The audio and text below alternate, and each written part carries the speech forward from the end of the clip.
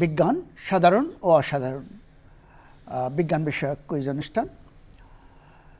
মাধ্যমিক আর উচ্চ মাধ্যমিক শ্রেণীর কয়েকজন ছাত্রছাত্রীর মধ্যে প্রতিযোগিতা। গত অনুষ্ঠানে যারা অপেক্ষাকৃত ভালো করেছিল তাদেরকে এই অনুষ্ঠানে আবার আমন্ত্রণ জানানো হয়েছে, সেই সঙ্গে নতুন কিছু মুখ। সব প্রতিযোগীর সঙ্গে আমরা পরিচিত হই। আমি অভয় সেন পিয়ান। আমি সিয়াম মোরশেদ। আমি সিনান সাইফি রহমান। আমি মোহাম্মদ রেজওয়ান। আমি সাওলাত শাফাত রিয়ান। আমি তাওসিফ সারওয়ার। আমি মুয়াজ বিন মাহবুব। আমি মাহির তাবিন। আমি বিএম আবিদুল মুমিনিন। আমি জারিফ ইশতিয়াক। আমাদের অনুষ্ঠানের 4টি পর্ব, প্রত্যেকটি এক একটা বিশেষ দিক আমরা দেখব।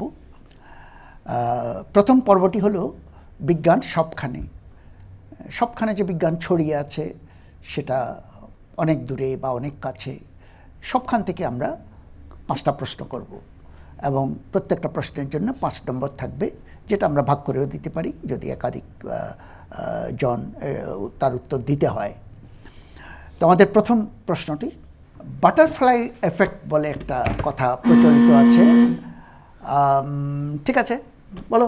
আগেই যখন বেসিক্যালি বাটারফ্লাই ইফেক্ট বলতে বোঝানো হয়েছে যে এমন কোনো একটা ইভেন্ট যেটা অনেক অত বেশি ইম্পর্টেন্ট না অথবা ইম্প্যাক্টফুল না, এটা থেকে এমন কোনো কাহিনী হয়ে গেলো যেটা আরও অনেক বড় বা ইম্প্যাক্টফুল।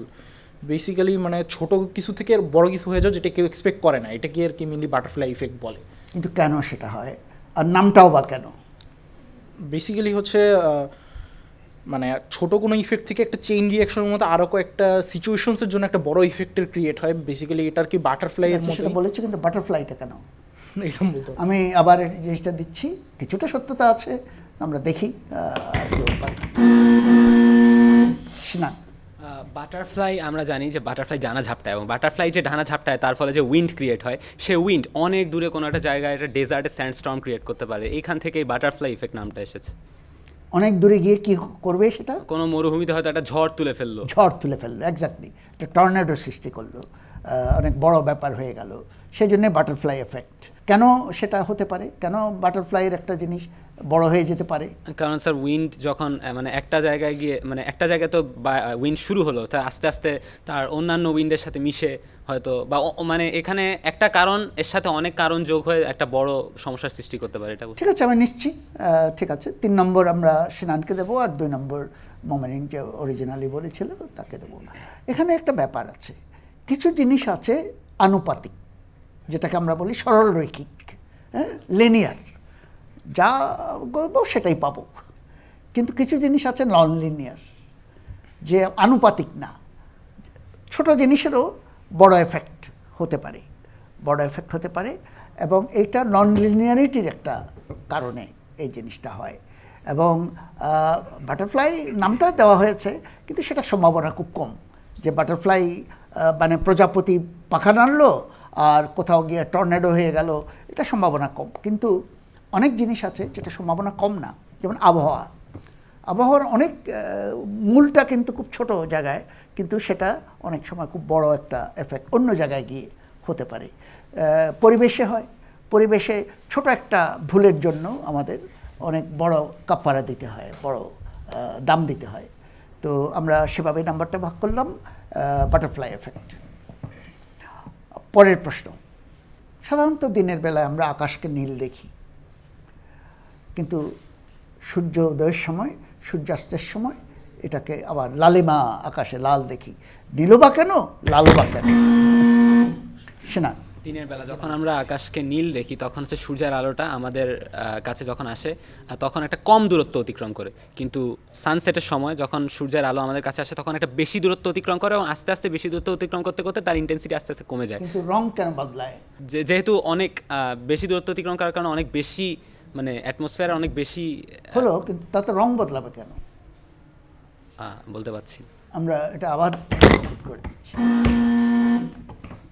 মাস স্যার, এটা মূলত হয় রেড শিফটের জন্য। যখন সূর্যের আলো ফোটন কণাটা বেশি দূরত্ব অতিক্রম করে তখন তার ওয়েভলেন্থটা স্ট্রেচ হয়ে যায়, তাই ওয়েভলেন্থটা বেড়ে যায় এবং এটা রেড কি হয় আবার?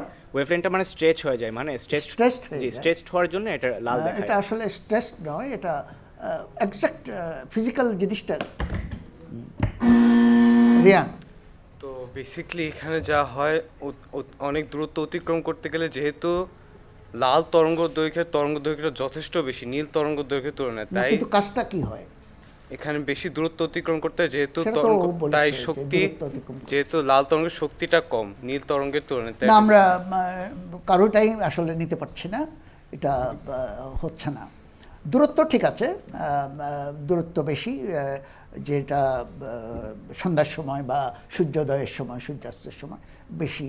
কিন্তু বেশি হলে কি হয়, বেশি হলে যেটা হয় স্ক্যাটারিংটা বিক্ষিপ্ত হয়, যে অক্সিজেন বাতাসের যে নাইট্রোজেন মলিকুল আছে সেটা মলিকুল আর আলোর যে তরঙ্গদৈর্ঘ্য কাছাকাছি, কাজে একটার থেকে বিক্ষিপ্ত হয়ে যায়, স্ক্যাটার্ড হয়ে যায়। এখন স্ক্যাটারটা বেশি হবে যদি তরঙ্গদৈর্ঘ্য ছোট হয়, স্ক্যাটার বেশি হয়, তো কাজেই নীলটা বেশি স্ক্যাটার হচ্ছে, সেইটাই আমাদের কাছে আসে দিনের বেলায়। কিন্তু সূর্যোদয়ের সময় বেশি দূরত্ব যেতে গিয়ে আরও বেশি স্ক্যাটার হয়, অতিরিক্ত স্ক্যাটার হয়, স্ক্যাটার হয়ে আমাদের চোখের সামনের থেকেই সরে যায়। তো নীল সরে গেলে থাকে লাল, তখন আমরা লালটা দেখি। আসলে এখানে কথা হচ্ছে ভায়োলেটটা হওয়া উচিত ছিল, কিন্তু ভায়োলেট না হয়ে নীল হয়, কারণ আমাদের চোখ নীলের সংবেদনশীলতাটা বেশি। পাশেই আছে ভায়োলেট, ভায়োলেটটা অতটা হয় না। তো আমি কাউকে নম্বর দিতে পারলাম না এটার জন্য। পরের প্রশ্ন, সাবানেই পারে তৈলাক্ত ময়লা পরিষ্কার করতে। এই সাবান তৈলাক্ত ময়লাটা কী করে পরিষ্কার করে? মানে বেসিক্যালি সাবানের হচ্ছে একটা অংশ হচ্ছে অ্যালিফেটিক আর একটা হচ্ছে আর কি ওয়াটার হাইড্রোফোবিক। সো বেসিক্যালি আমরা যখন সাবানটা ব্যবহার করি, আমরা যদি কোনো তৈলাক্ত ময়লা পানি দিই সেটার সেটাকে সাবান দিয়ে ঘষা দিই, তখন সেই তৈলাক্ত অংশটা যেহেতু হাইড্রোফোবিক, সেই হাইড্রোফোবিক পার্টের সাথে যুক্ত আরেকটা কি হয়ে বললে? আরেকটা হচ্ছে- হাইড্রোফোবিক মানে পানি পছন্দ করে, হ্যাঁ, আরেকটা হচ্ছে আরেকটা অংশ পানি বিপরীত আর কি। পানির বিপরীত। পানির বিপরীত আবার কি? হাইড্রোফোবিক আর আমি অন্য কাউকে সুযোগ দেবো। তাওসিফ, সাবানের মধ্যে দুইটা পার্ট থাকে, একটা হচ্ছে হাইড্রোফোবিক যেটা পানি বিকর্ষী, আর হাইড্রোফিলিক যেটা পানি আকর্ষী। সাধারণত হাইড্রোফিলিক অংশটা পানির সাথেই থাকে, এবং হাইড্রোফোবিক অংশটা সাধারণত কাপড় বা অন্য কোনো ময়লা জায়গা হতে চর্বিটা এখনো হলো না, আমি আবার সুযোগ দেবো। আমার মনে হচ্ছে যে কেউ বলতে পারছে না, এটা কাছাকাছি যাচ্ছে কিন্তু বলতে পারছে না। এটাও আসলে দুইটা অংশ। তার মাথার দিকটা, যে আমি যদি মাথা আর লেজ বলি, হ্যাঁ, মাথার দিকটা হচ্ছে পানি আকর্ষী, কিন্তু লেজের দিকটা তেল আকর্ষী, তেল, ফ্যাট, তেল আকর্ষী। তো ফলে একটা তেলের বিন্দু যখন সে পায়, তখন সাবানের প্রত্যেকটা মলিকুলগুলো ওই লেজটা চলে যায় তেলের দিকে, তেলকে ঘিরে ফেলে লেজে, চারিদিক থেকে লেজে তেল ঘিরে ফেলে। তো একটা বল ফর্ম করে, যার কেন্দ্রে হলো তেল বিন্দুটা, আর বাইরে হলো সব পানি আকর্ষী মাথাগুলো পানি আকর্ষী। কাজে পানি ওটাকে ধরে ধুয়ে ফেলে, ভেতরে কিন্তু তেল থাকে, তেল সহ নিয়ে ঝাঁটাইয়া এটারে বিদায় করে দেয়। এটাই হলো, ওটার নাম হলো মিসেল, যে বল করে, ছোট্ট একটা বল বানায়, সেই বলগুলোকে মাঝখানে তেল থাকে, এটাকে বড় সুন্দর একটা ব্যবস্থা। তো এটার জন্য কাউকে নম্বর দেওয়া গেল না। আমরা পরের প্রশ্নে চলে, এগুলো খুব আমাদের দৈনন্দিন জীবনের কাহিনী, কিন্তু ভারী সুন্দর বিজ্ঞানের ভিতরে আছে। আমরা যখন মাথা না নাড়িয়ে চোখকে এদিক ওদিক, চোখকে ঘুরিয়ে বিভিন্ন কর্নার, এদিকে দেখছি, ওদিকে দেখছি, ওদিকে দেখছি, এদিকে দেখছি, সব দিক থেকেই দেখি, কিন্তু একটা জায়গা কিছুতেই আমাদের নজরে আসে না। চোখ ঘুরে যদি দেখি, ওটাকে বলে ব্লাইন্ড স্পট। ব্লাইন্ড স্পট এই জিনিসটা কি? জারি তো মেইনলি হয় কি, আমাদের চোখ যে রেটিনাতে আমাদের আলো প্রবেশ করে, যেখানে হচ্ছে আমাদের সংবেদনটা ক্রিয়েট করে, যেটা আমাদের ব্রেনে সিগন্যাল যায়, ওই একটা পয়েন্ট আছে যেখানে হচ্ছে আমাদের নার্ভগুলো কানেক্টেড। ওই নার্ভগুলো যেখানে কানেক্টেড, সেখানে হচ্ছে আমরা যেহেতু ওই জায়গায় নার্ভগুলো আছে, সেখানে কোনো আলো গেলে সেটা ডিরেক্টলি নিয়ে যায়, সেটা আশেপাশের আলো হয়। তো ওই জায়গাটাতে হচ্ছে একটা ব্লাইন্ড স্পটের ক্রিয়েট করে, যেটার কারণে আমরা ওই স্পেসিফিক একটা জায়গাতেই দেখতে পাই না, বাকি সব জায়গায় হচ্ছে নড়াচড়া করলে একটা জায়গা আমাদের অদৃশ্য থেকে যায়। জি, এটা পরীক্ষা করলে বোঝা যায়, নিজেরাও পরীক্ষা করলে দেখবে যে একটা জায়গা দেখছি না। কিন্তু পরীক্ষা না করলে আমরা মনে হয় যে সবই দেখছি। সেটার কারণ, এটা কারণ কি জারিফ বলতে পারবে? আমরা কিন্তু ব্লাইন্ড স্পটটা সম্বন্ধে অ্যাওয়্যার না, কেন না? এটা স্যার মেইনলি হয় আমাদের দুইটা চোখের কারণে। দুইটা যেহেতু চোখ আছে, একটা চোখ আরেকটা চোখের যে ব্লাইন্ড স্পটটা আছে সেটা কোনোভাবে কভার করে ফেলে, এই জন্যই আর কি স্যার মেইনলি। সেটা আমাদের মস্তিষ্ক সেটা ইয়ে করে দেয়। জারিফ 5 নম্বরেই পাবে, সুন্দর বলেছে যে অপটিক নার্ভ যেখানে রেটিনার সাথে লাগানো থাকে ওই এলাকায় যে আলোটা পড়ে সেটা সেটা তো আর আমরা দেখি না, তো ওখানে একটা ব্লাইন্ড স্পট ক্রিয়েট হয়। জারিফ 5 নম্বর এটার জন্য।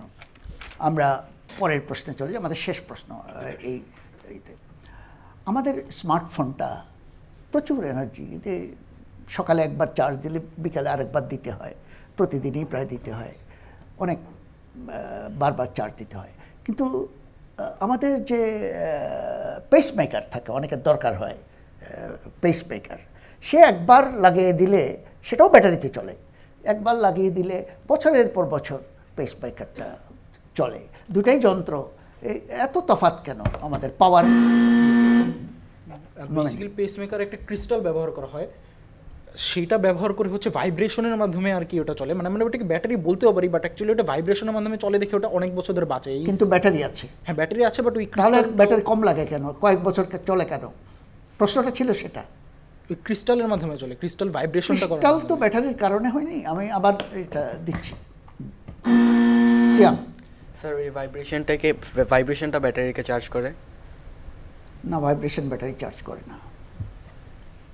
কেউ বলবে? আসলে তার কাজ কম, প্র্যাকটিক্যালি তার খুব কম কাজ। আমাদের স্মার্টফোনের অনেক কাজ, ছবি দেখায়, ভিডিও দেখি, ওয়েবসাইটে যাই, সে এনার্জি খরচই করছে, স্ক্রিন একটা সবসময় আলো দিয়ে জ্বলে থাকে ইত্যাদি। আর পেসমেকারে তার একমাত্র কাজ হলো হার্টের কাজ করছে, সে হার্টকে চালাচ্ছে না, সেখানে একটা ধাক্কা দিয়ে, মৃদু একটা ধাক্কা দিয়ে দিচ্ছে যাতে রিদমটা ঠিক থাকে। পেসমেকারের কাজ কিন্তু ওয়ার্কটা তার খুব কম, সেটাই প্রধানত কারণ যে প্র্যাকটিক্যালি সে তেমন কিছু খরচ করছে না। আরেকটা কারণ হচ্ছে তার ব্যাটারিটাই একটু দীর্ঘমেয়াদী ব্যাটারি, একটু অন্য ধরনের ব্যাটারি, দীর্ঘমেয়াদী। এটার জন্য কাউকে আমরা নম্বর দিতে পারলাম না। তো আমাদের এই পর্ব শেষ হয়ে গেল। আমাদের পরের পর্ব চলে যাচ্ছি ইতিহাসের বাঁকে। ইতিহাসের বাঁকে আমরা প্রাচীন কোনো একটা আবিষ্কার, কোনো একটা যন্ত্র, কোনো একটা ঘটনা, দুর্ঘটনা যেটা বিজ্ঞানকে এফেক্ট করেছে সেরকম। তো আমরা এতেও এই পর্বে 5টা প্রশ্ন থাকবে, প্রত্যেক প্রশ্নের 5 নম্বর। মধ্যযুগে একাদশ, দ্বাদশ বা দশম শতাব্দীতে আরবদের জ্ঞান বিজ্ঞান অনেক ভালো ছিল। আরব বলতে পুরা এলাকাটা, ইরান, আরব, ইসলামী জগৎ যেটা, সেই জগতের। সেখানে তারা একটা যন্ত্র তৈরি করতো যেটা খুব পপুলার, এবং শুধু আরব দেশে সীমাবদ্ধ ছিল না, ইউরোপেও এগুলো প্রচুর যেত। এগুলোকে বলতে অ্যাস্ট্রোল্যাব নামক একটা যন্ত্র, যেটা অ্যাস্ট্রোনমির সাথে যুক্ত। অ্যাস্ট্রোনমির বলা হতো যেটা অ্যাস্ট্রোনমিক্যাল কম্পিউটার, অ্যানালগ কম্পিউটার জিনিসটা কি, এটা পরবর্তীকালে ইউরোপে আরও অনেক ডেভেলপ করেছে। মনে হচ্ছে যে কেউ উত্তর দিতে চাচ্ছ না। এটা অ্যাস্ট্রোল্যাব আরবরাই শুরু করেছে। এটা এক ধরনের অ্যানালগ কম্পিউটার যেটা অ্যাস্ট্রোনমি সংক্রান্ত। কম্পিউটার বলতে এই যে হিসাব নিকাশটা করে, এটা একটা ডায়ালের মতো থাকে, ডায়ালের উপরে ডায়ালের উপর ডায়াল, ঘড়ির ডায়ালের মতো। তার উপরে আকাশের একটা প্রতিলিপি থাকে যেখানে বিভিন্ন কনস্টেলেশনগুলো, যে তারকামণ্ডল, গ্রহ, এগুলো থাকে। এটা চাবি থাকে যে বিভিন্ন মাসের জন্য এটা অ্যাডজাস্ট করতে পারে, তখন কোন তারার কোথায় অবস্থান, তারপর তার স্থানীয় সময় কি, এটা অনেক হিসাব নিকাশ কিন্তু এর উপরে তারা করে ফেলতো। এখনও মিউজিয়ামে পুরনো অ্যাস্ট্রোল্যাবগুলো আছে। এটা আরবি নাম থেকে এটার নাম হয়েছে অ্যাস্ট্রোল্যাব। আমরা ইতিহাসের পরের প্রশ্নে চলে যাই। 1600 শতকের দিকে গ্যালিলিও নিজের হাতে টেলিস্কোপ বানিয়েছেন। নিজের হাতে টেলিস্কোপ বানিয়ে উনি আবিষ্কার করেননি, আবিষ্কার আগেই হয়েছে, কিন্তু উনি উপযুক্ত করে নিয়েছিলেন। এবং উনি প্রথম আকাশের দিকে তাকিয়ে উনি চাঁদ দেখেছেন, খুব গ্রহ দেখেছেন, যেমন শুক্র গ্রহ স্টাডি, সূর্যকেও উনি স্টাডি করেছেন। এবং এগুলো উনি স্টাডি করেছেন ঠিকই, কিন্তু একটা দাম ওনাকে দিতে হয়েছে। বেশি বয়সে উনি কিন্তু প্রায় অন্ধ হয়ে গিয়েছিলেন। এবং কি কারণে অন্ধ হয়েছিলেন এবং সেটা কোন আবিষ্কার করতে গিয়ে উনি হয়েছিলেন, এটা তিনি সিনান। সরাসরি সূর্যের দিকে তাকিয়ে অনেক গবেষণা করেছিলেন। সূর্যের দিকে তাকানো আসলে খুব একটা চোখের জন্য খুব একটা ভালো জিনিস না, যেহেতু সূর্য রশ্মি চোখের জন্য খারাপ। আর তিনি মানে তিনি যে আবিষ্কারটা করেছিলেন, তিনি সানস্পট আবিষ্কার করেছিলেন। তিনি দেখেছিলেন যে সূর্যের মধ্যে এমন কিছু কিছু অঞ্চল আছে সূর্যের সারফেসে যেগুলোর তাপমাত্রা তুলনামূলক কম এবং দেখতে কালো কালো, এবং এই জিনিসটা আবিষ্কার করেছিলেন। তবে তার কারণে তাকে তার দাম দিতে দৃষ্টিশক্তি হারাতে হয়েছিল। সিনান চমৎকার বলেছেন। এবং সানস্পট যে সৌরকলঙ্ক এবং টেম্পারেচার ভেরিয়েশনের জন্য সেটা হয়। আরেকটা জিনিস তিনি বলেছেন, সৌরকলঙ্ক মুভ করে। Yes. এই মুভমেন্ট দেখে উনি বুঝেছিলেন যে সূর্য নিজে চক্কর খায়, তার একটা স্পিন আছে। এটাও উনি আবিষ্কার উনি বিরাট বিরাট আবিষ্কার করেছেন, কিন্তু ওনার শেষ জীবন সুখকর হয়নি দুটি কারণে। একটা, অন্ধ হয়ে গিয়েছিলেন, আর একটা কারণে ওনার বিচার হয়েছিল, ওনাকে শাস্তি দেওয়া হয়েছিল। মৃত্যুদণ্ড থেকে বেঁচে গেছেন, কিন্তু ওনাকে শাস্তি দেওয়া হয়েছিল। কী কারণে? উনি বিজ্ঞান করেছিলেন, এই কারণে সত্য কথা বলেছিলেন, এই কারণে ওনাকে শাস্তি দেওয়া হয়েছিল। তো আমরা পরের প্রশ্নে চলে যাই। ফ্রান্সের একজন বিজ্ঞানী, 1896 সালের ঘটনা। ফ্রান্সের একজন বিজ্ঞানী, এর কিছুদিন আগে এক্স রে আবিষ্কার হয়েছে। তো উনি ফসফরেসেন্স বলে একটা যে আছে, যে একটা আলোতে রাখলে পরে কিন্তু আঁধারে সেটা জ্বলে। এটা আমরাও দেখি, কোনো কোনো জিনিস আলোতে রাখলে পরে অন্ধকারে জ্বলে, এটাকে বলে ফসফরেসেন্স। এই ফসফরেসেন্স নিয়ে উনি গবেষণা করছিলেন। উনি ভাবছিলেন যে ইউরেনিয়াম সল্টের একটা জিনিস, একটা ফসফরেসেন্ট, সূর্যের আলোতে রাখলে উনি ভাবছিলেন যে এক্স রে বেরোবে। এই জন্য উনি ফটোর প্লেটটা কাগজ দিয়ে মুড়িয়ে সূর্যের তলায় রাখতেন, ওই উপরে ইউরেনিয়াম সল্টটা দিতেন। কিন্তু এই এক্সপেরিমেন্ট করতে গিয়ে উনি একটু বাধা পেলেন। 2-3 দিন ধরে প্যারিসের আকাশ মেঘলা। এই মেঘলা থাকাতে উনি আরেকটা জিনিস আবিষ্কার করে ফেললেন। সেটা কি? বলো। ব্যারোমিটার। না, ব্যারোমিটার না। ব্যারোমিটার আমি একটু হিন্টস দিই। হেনরি বেকুয়েরেল কিন্তু এই মেঘলা থাকার সুবাদে উনি রেডিও অ্যাক্টিভিটি আবিষ্কার করেছিলেন। কিভাবে আবিষ্কার করেছিলেন এটা? স্যার বেসিক্যালি হচ্ছে ওখানে যে ইউরেনিয়াম সল্ট তাদের ডিকে, পরমাণু যে ডিকে হয় ওটার মাধ্যমে তারা পার্টিকেল নিঃসরণ করে, এর মাধ্যমেই তিনি হচ্ছে লাইক রেডিও অ্যাক্টিভিটিটা আবিষ্কার করতে পেরেছেন। রেডিও অ্যাক্টিভিটি আবিষ্কার হচ্ছে। রেডিও অ্যাক্টিভিটি কথাটা শুনে তুমি জিনিসটা ব্যাখ্যা করলে, কিন্তু ঘটনাটা তুমি বলছো না। ঠিক আছে, তবু মুয়াস নম্বর পাবে, মুয়াস 3 নম্বর পাবে এখানে। রেডিও অ্যাক্টিভিটি যে আলফা রে, বিটা রে, এগুলো বের হয় এবং ওই ইয়েটা ফিল্মটা এক্সপোজড হয়েছিল। ঘটনাটা হলো, যেহেতু মেঘলা, উনি ওনার আসল এক্সপেরিমেন্ট উনি করতে পারছেন না, কারণ সূর্যে দেবেন তারপরে তো এটা হবে। তো উনি ড্রয়ারের মধ্যে রেখে চলে গেছেন, যে ড্রয়ারের ভিতরে ওই কাগজে মোড়ানো ফিল্মটাও রেখেছেন আর ওই সল্টটাও রেখেছেন, চলে গেছেন। তো পরে উনি ফিল্মটা যখন ওটা ওনার করার কথা ছিল না, তবু ফিল্মটা উনি ডেভেলপ করেছেন। ডেভেলপ করে দেখলেন সূর্যের তো দরকার হয়নি, ওটা অলরেডি এক্সপোজড হয়ে গেছে এবং ইউরেনিয়াম ক্রিস্টালের ছবি ওখানে সুন্দর পাওয়া যাচ্ছে। তাই অন্ধকারের মধ্যে এটা উঠলো কী করে? তার মানে ভিতরেই কিছু রেডিয়েশন আছে, ড্রয়ারের ভিতরে রেডিয়েশন আছে। সেই ড্রয়ারের ভিতরে রেডিয়েশনটা হলো রেডিও অ্যাক্টিভিটি। এভাবেই উনি আবিষ্কার করেছিলেন। মহাজ এটার জন্য 3 নম্বর পাবে। আমরা পরের প্রশ্নে ইতিহাসের যাই। একজন খুব ভালো ঘড়ি নির্মাতা, ব্রিটিশ মানুষ, 1735 সালে, ওনার নাম জর্জ হ্যারিসন। উনি খুব অ্যাকুরেট ঘড়ি বানান। 1735 থেকে উনি ক্রমাগত ঘড়ি বানিয়ে গেছেন, একটার থেকে একটা বেশি অ্যাকুরেট। শুধু অ্যাকুরেট না, এটা দুললে, ধাক্কা খেলে তারপরেও এটা ইয়েতে থাকে। এটা করে উনি একটা বিরাট সুবিধা করে দিয়েছিলেন। সেটা কি?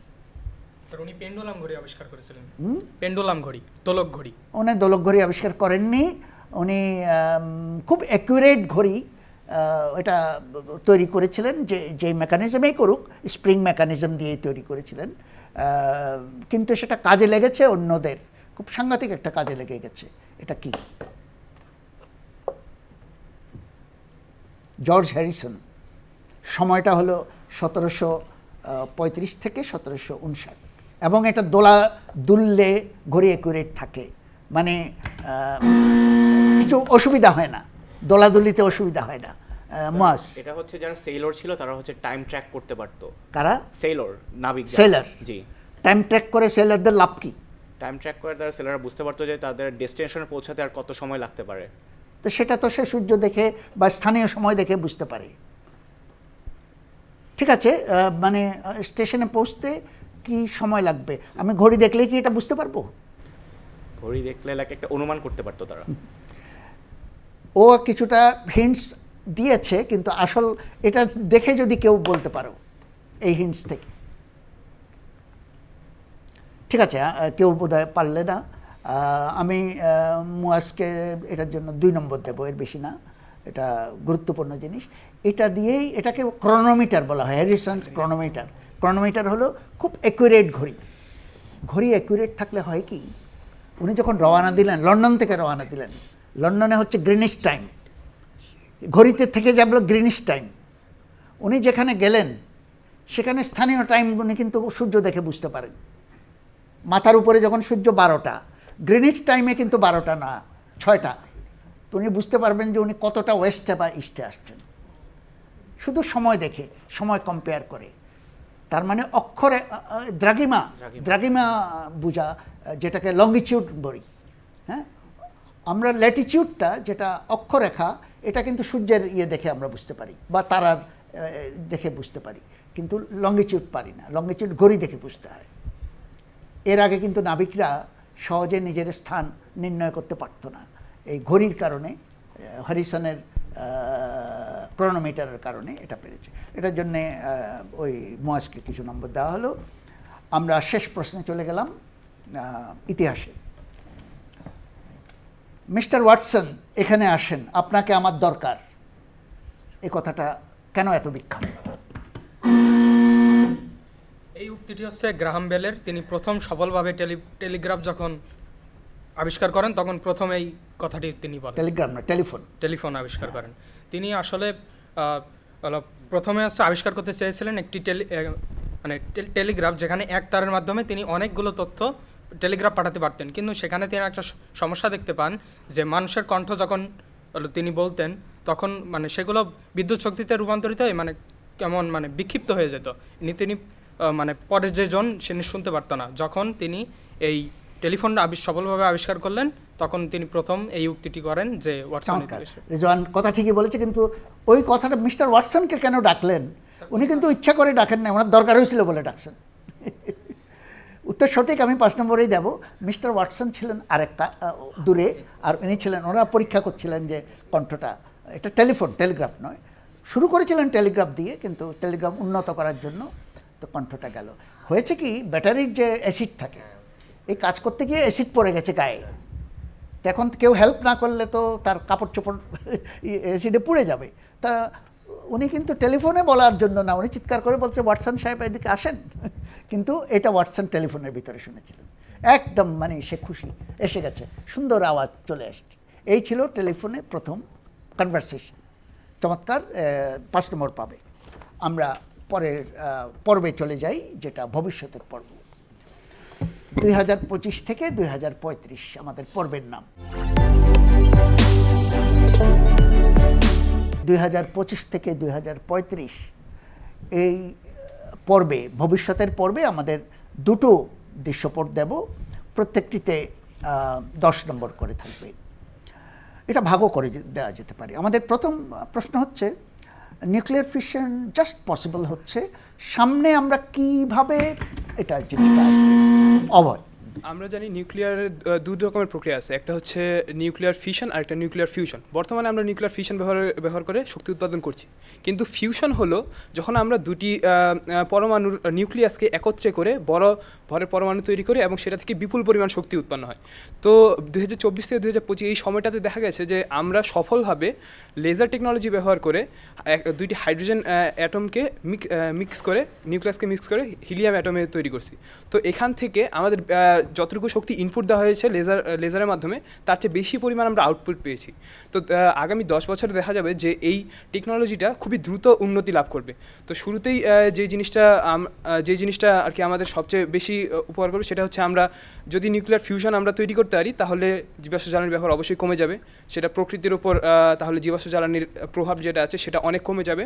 এছাড়াও নিউক্লিয়ার ফিউশন টেকনোলজি আমরা যদি ইমপ্রুভ করতে পারি তাহলে বর্তমানে আর কি আর কি ডিপ স্পেস ট্রাভেল যেটা আছে, বর্তমানে আমরা সেখানে জ্বালানি ব্যবহার করি, কিন্তু সেখানে এমন বর্তমানে অনেক আর কি তত্ত্ব প্রদান করা হচ্ছে যে যদি আমরা নিউক্লিয়ার এনার্জি সেই স্পেস রকেটে ব্যবহার করতে পারি, তাহলে আমরা দূর দূরান্তে খুব অনায়াসে আর কি অল্প খরচে আর কি যেতে পারবো। ফিউশনের যে ইয়েটা জ্বালানিটা তুলনামূলকভাবে নিরাপদ, ইয়েস স্যার। যে হাইড্রোজেন এবং পানির থেকেই আমরা পেতে পারি ইত্যাদি। আমার মনে হয় অভয় যথেষ্ট বলেছে। একটা জিনিস আমাদের মনে রাখতে হবে, ফিউশন করার জন্যে নিজেকে প্রচুর এনার্জি দিতে হয়। এই জন্যে এতদিন আমরা করতে পারিনি, এখনও পারিনি।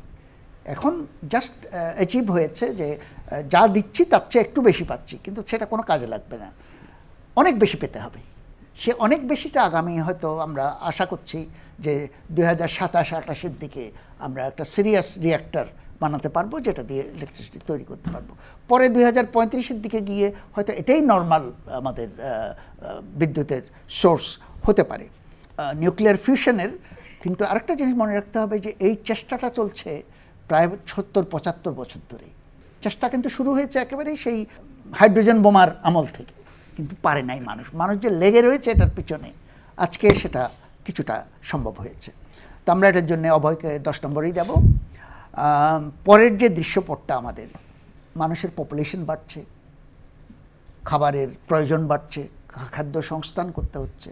খাদ্য সংস্থানের বিভিন্ন রাস্তা আছে।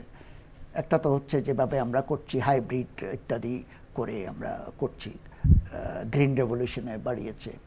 তারপরে আমাদের জেনেটিক ইঞ্জিনিয়ারিংয়ের মাধ্যম হচ্ছে, কিন্তু আরেকটা রাস্তা হলো এআই এর মাধ্যমে, আর্টিফিশিয়াল ইন্টেলিজেন্সের মাধ্যমে। সেটা কীভাবে আমরা করব? মোমানিন।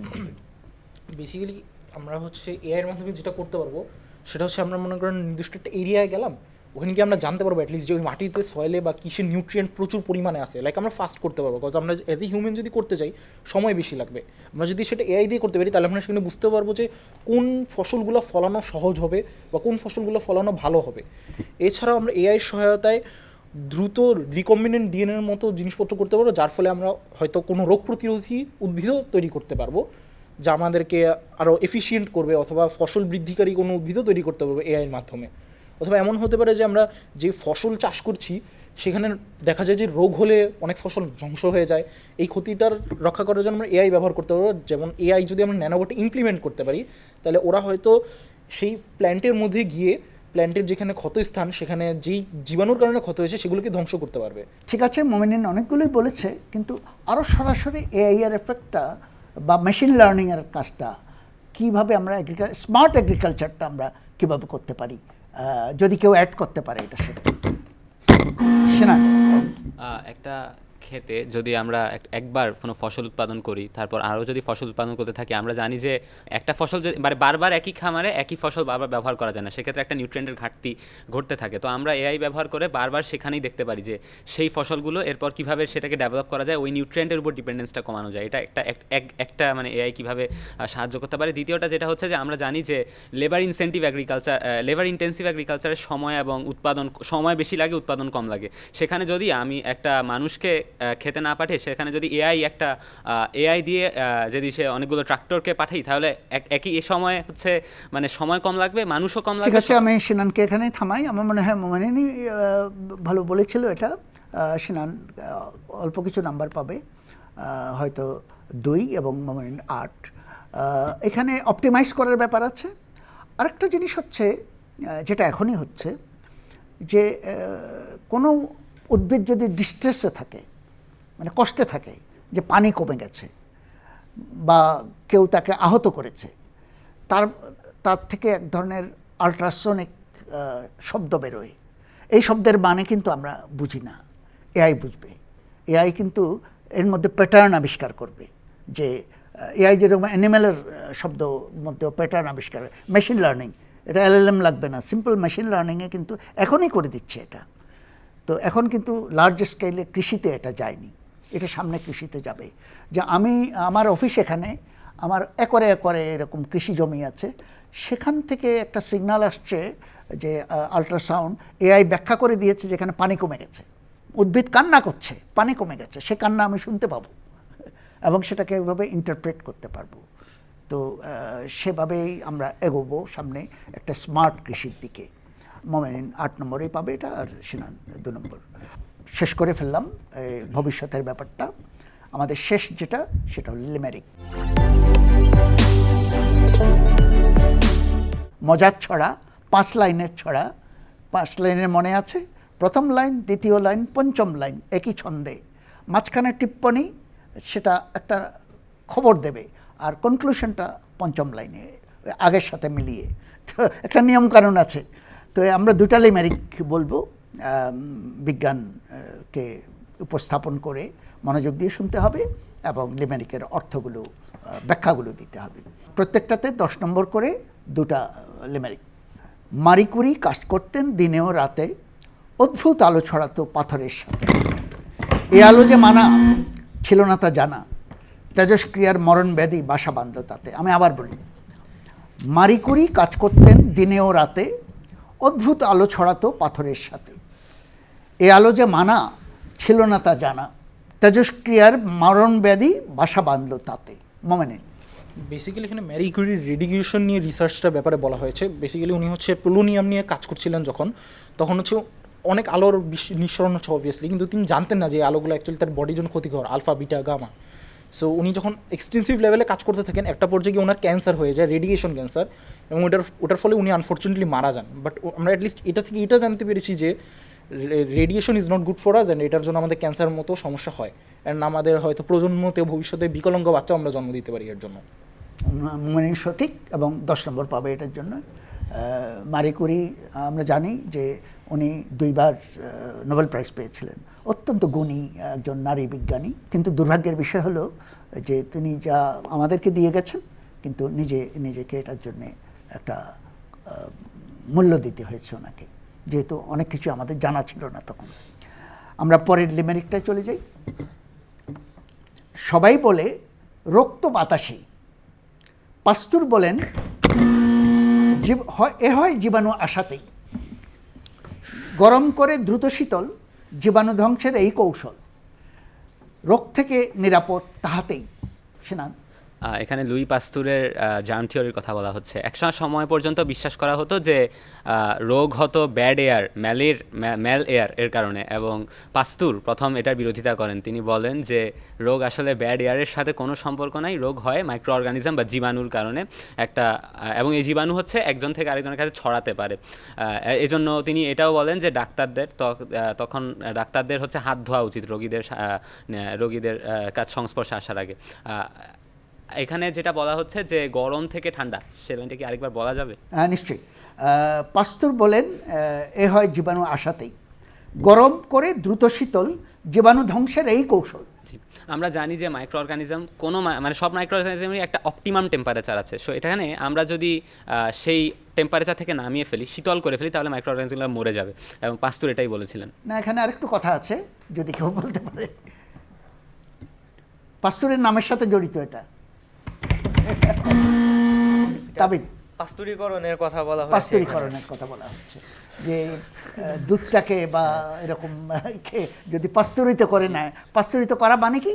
এটা সাধারণত স্ফুটনাঙ্ক পর্যন্ত যায় না, কিন্তু তার নিচের তাপমাত্রা পর্যন্ত নিলে সাধারণত আমরা জানি যে 70 ডিগ্রি সেলসিয়াসের দিকে তাপমাত্রা গেলে ব্যাকটেরিয়া ভাইরাস এগুলো মারা যায়। ওই রকম একটা হাই টেম্পারেচারে নিয়ে জীবাণুমুক্ত করে ফেলা হয়। তারপরে দ্রুত কেন ঠান্ডা করতে হয়? যাতে মাঝখানে আরো কিছু না এসে পড়তে পারে। এই যে বলে গরম করে দ্রুত শীতল, জীবাণু ধ্বংসের এই কৌশল। তো আমরা মূল জিনিসটা সিনান বলেছে, তাকেই বেশি নম্বর দেব, যে 6 নম্বর। পাস্তুরায়নের কথা যে বলেছে তাকে 4 নম্বর আমরা এভাবেই দিই। তো আমাদের অনুষ্ঠানটা শেষ হয়ে গেল। আমরা স্কোর বোর্ডটা দেখি। যারা ভালো করেছে তাদেরকে আমরা আবার আমন্ত্রণ জানাবো, সেই সঙ্গে আরও নতুন প্রতিযোগিতার আমন্ত্রণ জানাবো। অনুষ্ঠানটি দেখার জন্য সবাইকে ধন্যবাদ, এবং আগামী অনুষ্ঠানের আমন্ত্রণ জানিয়ে এখানেই শেষ করছি।